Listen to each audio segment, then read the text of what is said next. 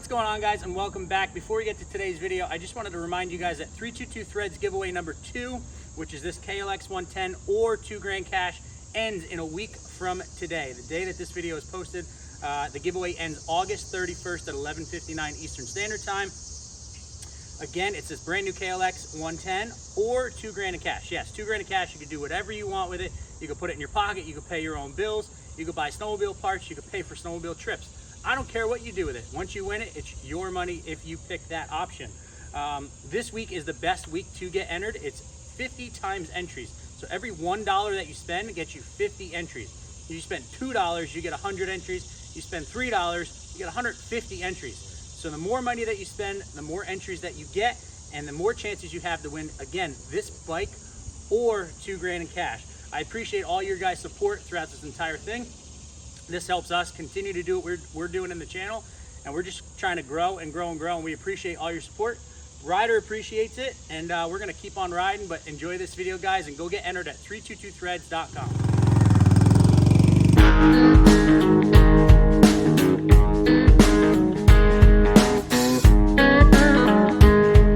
What's going on, guys? Welcome back. Still up here at Southside Sales and Service, and this is another topic that I get asked a lot.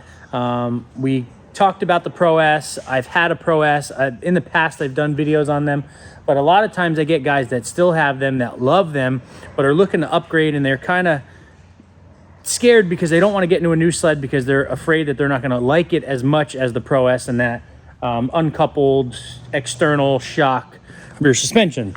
So we have the Pro S here and Bruce's 9R from last year, which is a 23 XCR. And we're going to talk about some of the, characteristics, some of the differences of the sleds, and then is it possible to get a Pro S or get a new sled to kind of act like a Pro S, which, again, they are very different, but we're going to touch on that. So Bruce is here to kind of take us through. Hey guys, yeah, it is at first glance it is a very big difference, but just visual wise. Yeah, but it's but in general, just talking about, if we start with the front end, the geometry, the sway bars, where everything is identical. The spindle looks different because of the new gen, but other than that, it is identical, measurements and everything.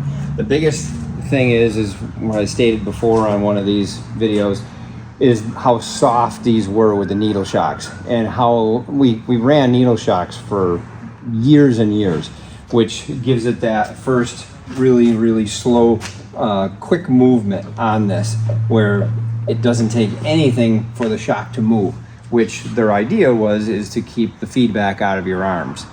So, but the problem is that when you're on this unit and you're going down the trail, this movement is so fast.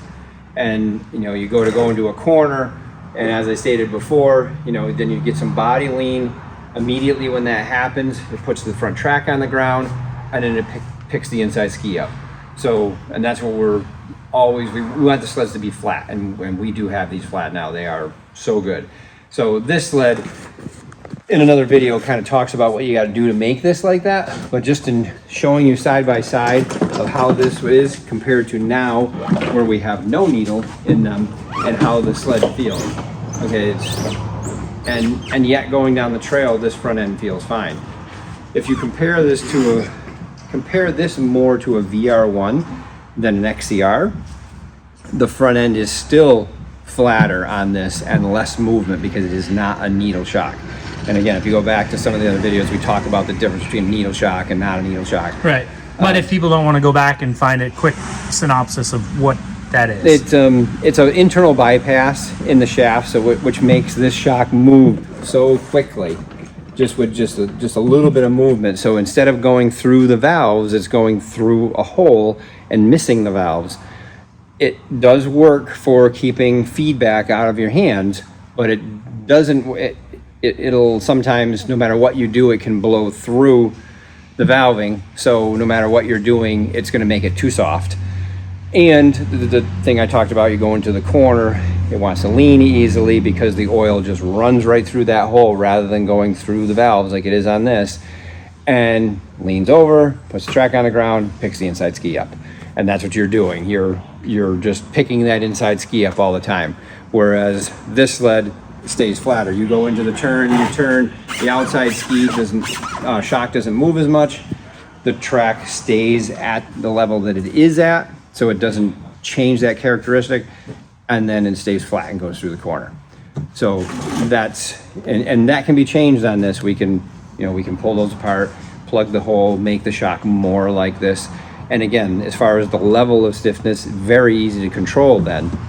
It's not easy to control with the needles in it because it's just soft. I can say, well, I'll make it high speed stiffer. And yes, it would be a little bit stiffer when on a hard hit, but that first movement is still going to be very, very, very quick. So we can make it so that it's much more fluid feeling and will stay flatter in that corner.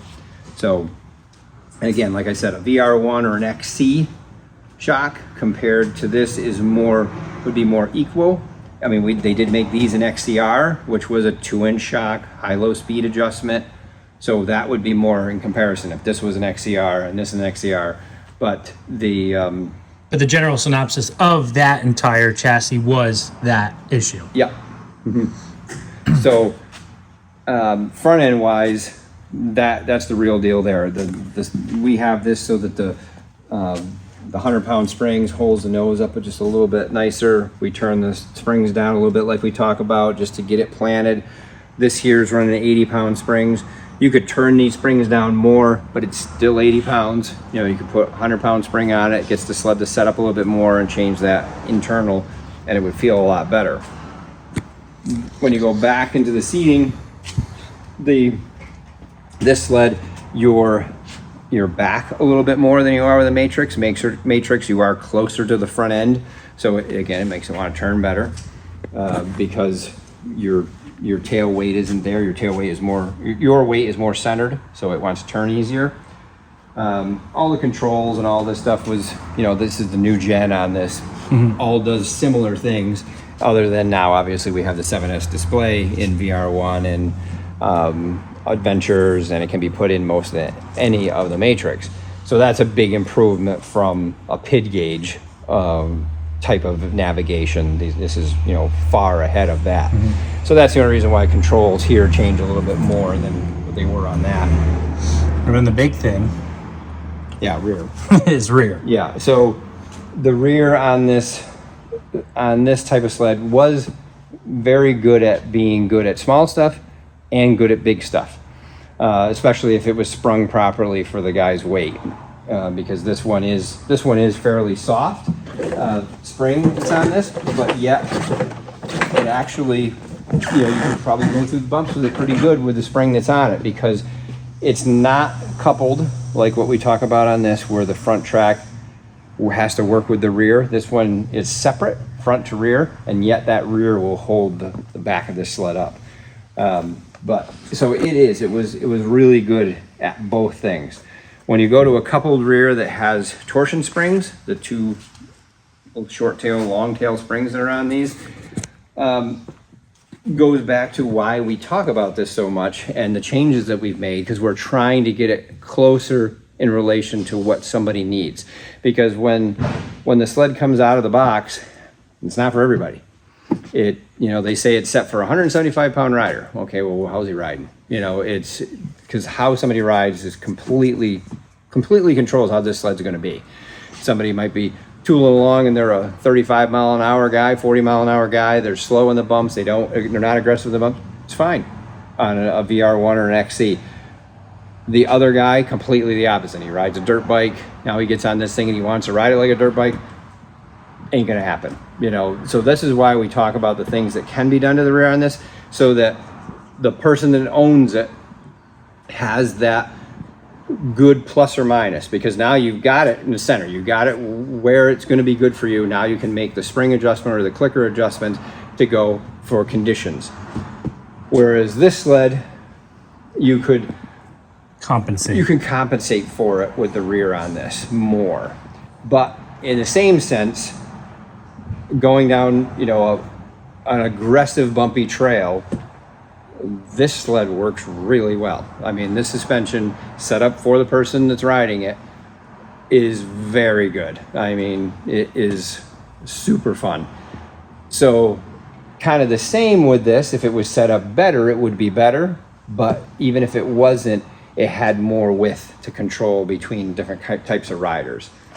So that's about the best I can say the difference there is. But when this is right, this is for the person, it's really good. Yeah.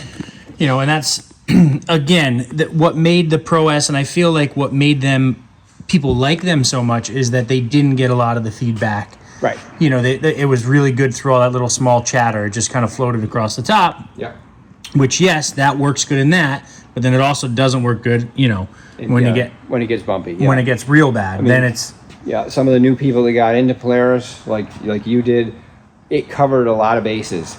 And somebody that wasn't real aggressive with a Pro S, this sled rides like a dream. Like a dream, yeah. Yeah, it definitely can be better for the front end, but if somebody that's just going this normal speed, you know, 25 to 35, 40 miles an hour in the trail, if it gets bumpy, they slow down a little bit, this will handle anything. This sled would too, but this sled could handle it if the person was 120 or if he was 200 pounds. Right. So there are definitely differences, but like Bruce said, I mean, when the new sleds, when we get them set up to where they are awesome. And we're always trying to find that, you know, line of being very compliant in the little stuff and then also being able to handle the really big stuff, which, you know, it's a fine line to walk depending on rider weight and riding style and conditions. And I mean, snow conditions can change that. Oh, yeah. Whether it be packy snow or if it's real cold and it's fluffy snow, Yeah. it's going to feel completely different. So we're always trying to find that line of, you know, getting that perfect setup, which we have these things to work really well. And we have setups for guys of all shapes and sizes and girls of all shapes and sizes and different riding styles. So yes, you could get one of these sleds to work just as good as your Pro S. You know, it might just take a little bit. It might be sending shocks to Bruce, or you might be, you know, talking with me on Facebook and Instagram. Different torsion springs. So yes, it is possible. They work really good. We've proved it. And again, I mean, we have setups for just about everything, and I'll be on an Assault this year too, which that leads us into almost the next video, which we're going to get into of rear suspension and stuff that that I see constantly on the Assault stuff. But that's really it between Pro S and our new Matrix stuff. Yes, we can get them to work just as good, if not better, than your Pro S. And you gotta call that guy. Yeah. That guy can do it. So if you do have any questions, comments, anything, put them down below. I will get back to you guys. That's going to do it for this video. Make sure to like, make sure to subscribe, and we'll see you guys in the next one.